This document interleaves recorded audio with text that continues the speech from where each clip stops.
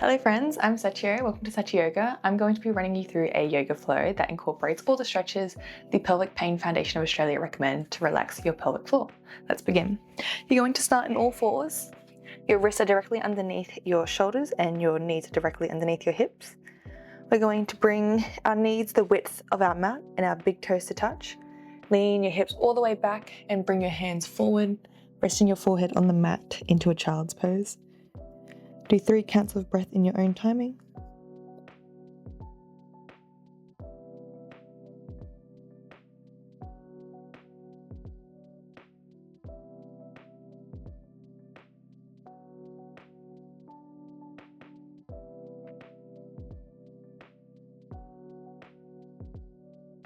And on your last exhale, coming up.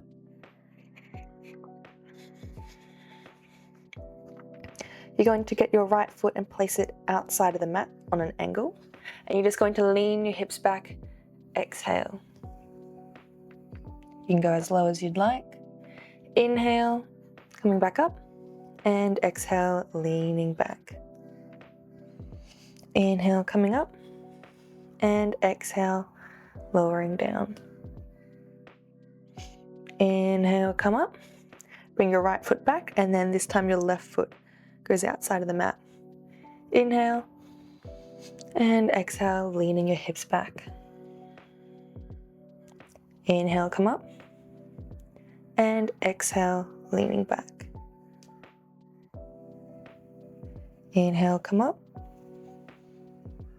exhale, lowering down, and inhale, come up. We're going to do some cat-cows now. So inhale, chest comes forward, head looks up, tailbone reaches up. Exhale, lower your head, tuck your chin to your chest, round out your shoulder blades, draw your navel in, and tuck your tailbone. Inhale, chest comes forward, looking up, your tailbone reaches up. Exhale, drop your head, chin to chest, round your shoulder, navel draws in, tuck your tailbone. Do a few of these in your own timing. So I started doing these these stretches when I was experiencing pelvic pain and discomfort myself. I saw a gynecologist. She recommended me to a physiotherapist that specializes in the pelvic floor area. And then later it was found out I was diagnosed with endo. Coming back to a neutral, we're going to come into a downward dog. Your downward dog doesn't have to be perfect. This isn't one of the stretches that helps your pelvic floor, but it's a good transition for the flow we're doing. So your right leg comes all the way up, bend your right knee. You're going to come into a plank position and place your right foot between your hands.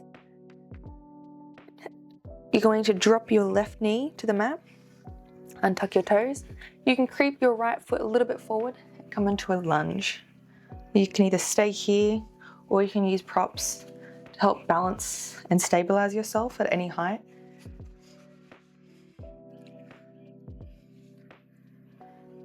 Although, some people might be able to just use their strength and their core and their flexibility to go into this, I do prefer to use props because these stretches aren't supposed to be to increase your flexibility or, you're not gaining strength, it's just to relax. And I find that when you use props, it's a lot easier to focus on your breathing and relax your body.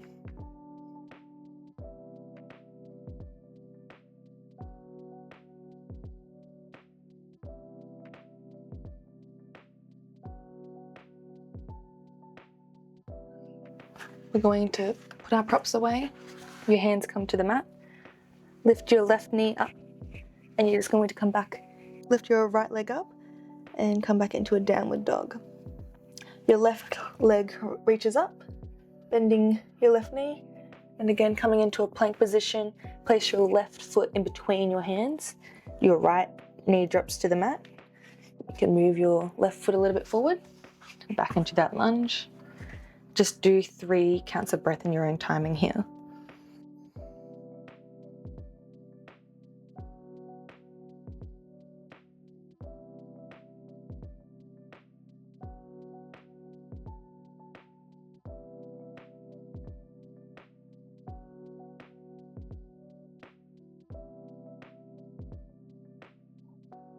Your last exhale, place your props away, hands come to the mat, lift your right knee off the mat, your left leg reaches up and back into a downward dog. This one might be a little bit tricky, but we're going to attempt it. So your right foot is going to come onto the outside of your right hand, and your left foot is going to come on the outside of your left hand as well. You're going to come into a deep squat.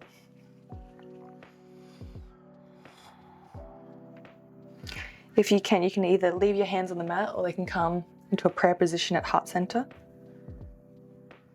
If you need to modify this using props, maybe sitting on your bolster or a folded up pillow. It's whatever works for you.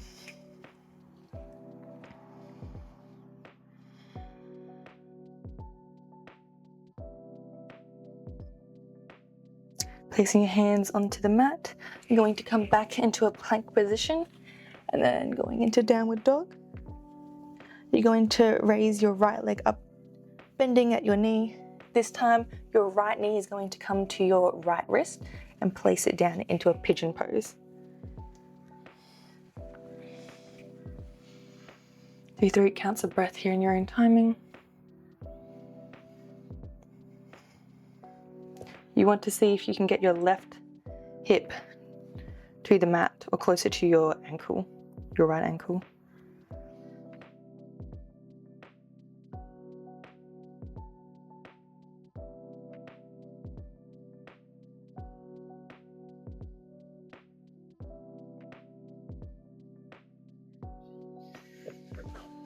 And on your exhale, bringing your left knee up, swinging your right leg all the way up and into a downward dog.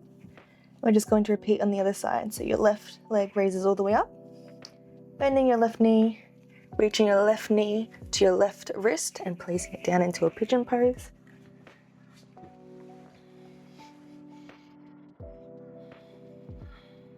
Again, you want to bring your right hip, the one that's lifted, closer to the mat or closer to your ankle. You don't want to be leaning too far onto the hip that's placed onto the ground.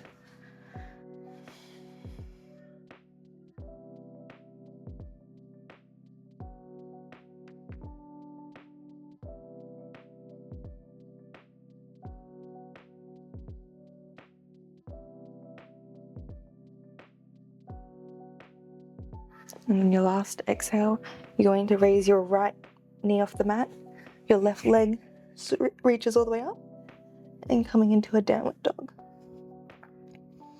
From here, you can come back into a tabletop position, and you're just going to lay down onto the mat.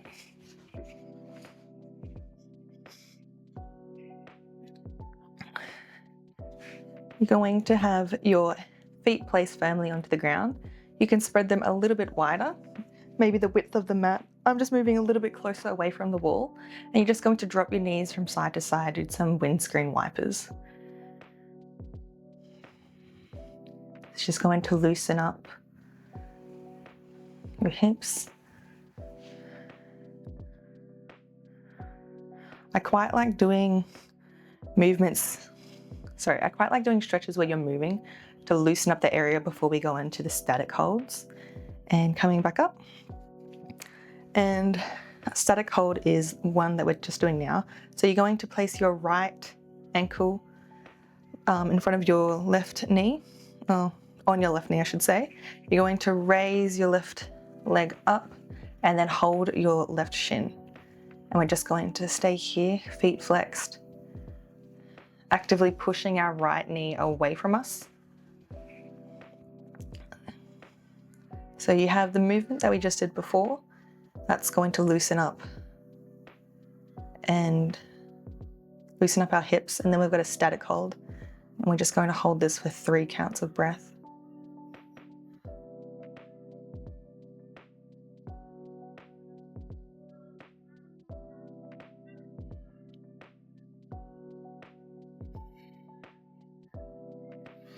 Exhale, gently release your left leg, placing your right foot on the ground and then changing sides. Your left foot's going to come up onto your right knee. You're going to lift your right leg and then grip your right shin. Actively pushing your left knee away from you and flexing your feet. Like I said before, if you've got increased flexibility, you can push it, but I quite like to just sit here and relax into the position. I don't want to push myself. I'm not trying to increase my flexibility. I'm trying to relax my pelvic area and my whole body as well. Focus on breathing and making sure that we're not tensing anywhere or in pain. Gently release your right foot to the ground and your left foot comes as well. We're going to go into happy baby. So both feet come up, they're quite bent. You want to flex your feet and you want to grab the outer part of your foot. With this one, making sure that our tailbone's rooted to the ground, and you're going to press your knees to the ground. So making sure that we're actively pressing our knees and we're not rocking forward so that our tailbone comes up off the mat. Your tailbone's still rooted to the mat and we're pressing our knees down to the mat.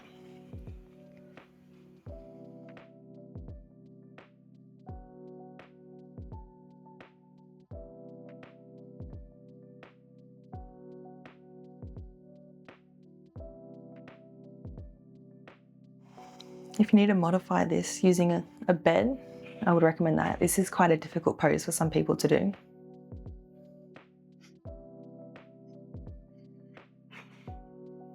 And gently releasing your feet and placing them onto the ground.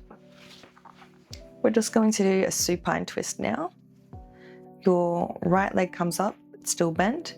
You're going to rock so that you're on your left hip and your right knee comes to the ground, making sure that your shoulders are still both onto the mat. You can, let me move this. You can just have your arms out.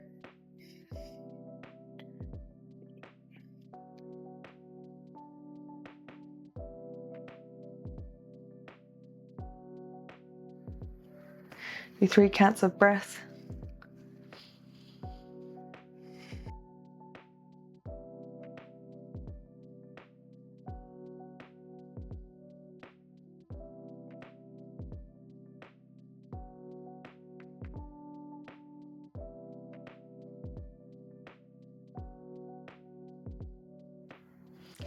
And rocking back, place your right foot onto the mat and then just switching. So left leg comes up onto your right hip and then aiming to go and get your left knee to the mat, making sure that both your shoulders are still placed firmly on the mat.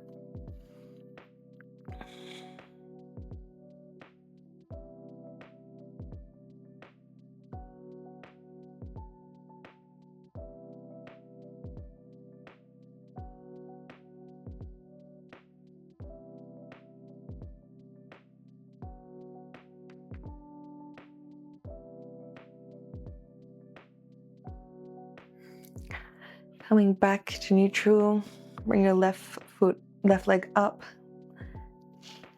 Okay, into our final position. You can either lay here in Shavasana, but I like to do something a little bit different. And it's also part of the stretches that you can do. Your feet are going to get together to touch and your legs are going to make a diamond shape. You can place it a little bit further away from your upper body. You don't really want to bring it too tight in together. And then just relax here. You can do this for as long as you like.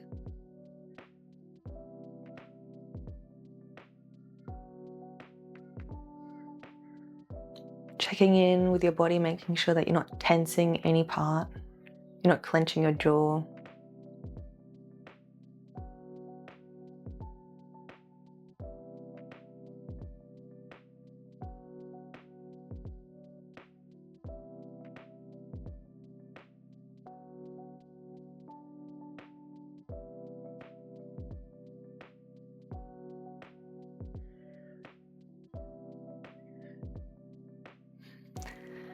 When you're ready, you can come back up.